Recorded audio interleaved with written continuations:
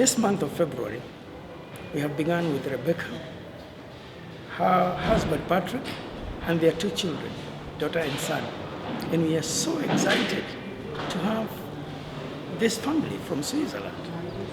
For those of you who don't know the story, Rebekka came to Kenya at a very tender age of high school, and she stayed with GOA for 1 year in Munyiri Children's Home.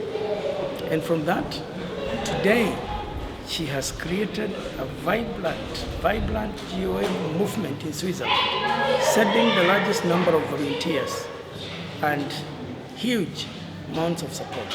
I have realized that I have been working with GOA for 16 years now. That is almost half of my life.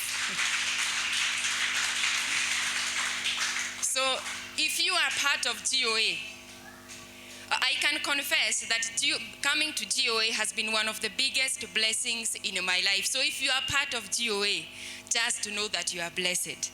Hi everyone, my name's Rebekka. I'm from Switzerland. I'm the current director of GOA in Switzerland. And I remember my story with GOA began in the year 2007. Actually, I had just finished high school, and so I had to wait for the intake at university. I wanted to become a teacher. So during that time, I had a few months that I was not too busy, and so I was looking for an opportunity to serve the Lord. So fortunately, the Lord connected me with an organization called SIM, Serving in Mission, and that organization had a connection to GOA in Kenya. So that is how I got connected with GOA. And in October 2007, for the first time in my life, I had an opportunity to go to Kenya. It was something very new and special to me because no one in my family has ever traveled outside Europe. No one has ever gone to Africa, so it was something very new, but I was sure that the Lord was calling me to do that. And I fully trusted Him that it is going to be a life-changing experience for me, but also for the people that I'm going to meet. So I remember very well entering the aeroplane alone for the first time in my life. And that moment I was not very sure what I'm going to expect because I have never had any experience from Africa.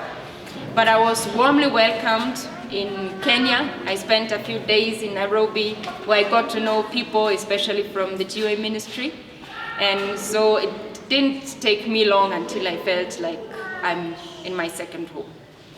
So a few days later, they told me that Nairobi is not the place for me to stay for my 3 months internship. They told me that we are going a few hours by car to a place called North Kinangop, to a children's home called Tumaini, which was founded by the GOA ministry. So I was taken to Tumaini and I found more than 60 children there. It was a really touching moment for me to see that all those kids don't have a home where they can grow up. They all had to be taken to this children's home so that they can have shelter, food, and education. And I felt that something was put in my heart, a burden for those children to see them excel in life, to have a chance to have a good and a bright future. And so I started bonding with the children, with the staffs. I remember in the beginning, everything was so different, food and the culture, and even I was not even able to tell or to connect people and their faces. Everyone looked the same for me.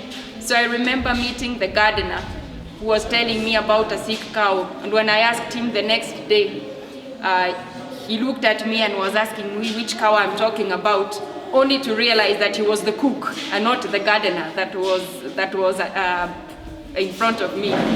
So it took me time to get to know everyone. It took me time to know all those names of the kids, but it was such a precious time to me, and I learned so much about another culture, about being in a different place, and about serving the Lord. And indeed, it was such an honor for me to be able to spending time with these children, small ones, a bit bigger ones, and to help in the kitchen, to help in the farm, to help take the kids to bed, And it became a very big blessing to my personal life.